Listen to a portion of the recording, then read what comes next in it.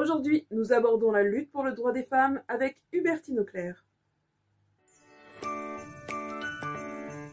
Hubertine Auclair est née dans l'Allier dans une famille aisée. Son père est un fervent républicain et sa mère se révolte contre l'ordre établi, notamment en se consacrant aux filles mères qui sont injustement rejetées.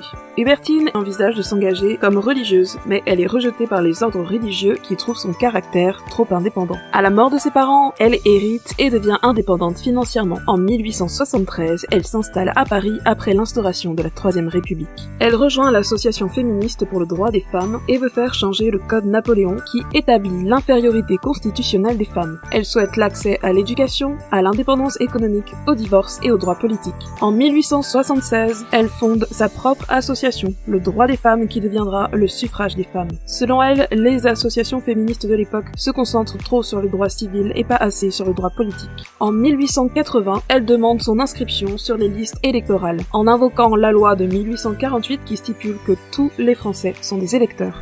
Sa demande est rejetée et l'année suivante, grâce à la loi sur la liberté de la presse, elle fonde son journal La Citoyenne, dans lequel elle publie des articles en faveur des droits politiques pour les femmes. Pour protester contre l'absence du droit de vote, elle refuse de payer ses impôts. Et en 1882, elle se déclare la première féministe, un terme médical que les médecins utilisaient pour qualifier les hommes qui, pour cause de maladie, revêtaient des traits féminins, et utilisé pour la première fois par Alexandre Dumas fils pour qualifier péjorativement les hommes qui défendaient le droit des femmes.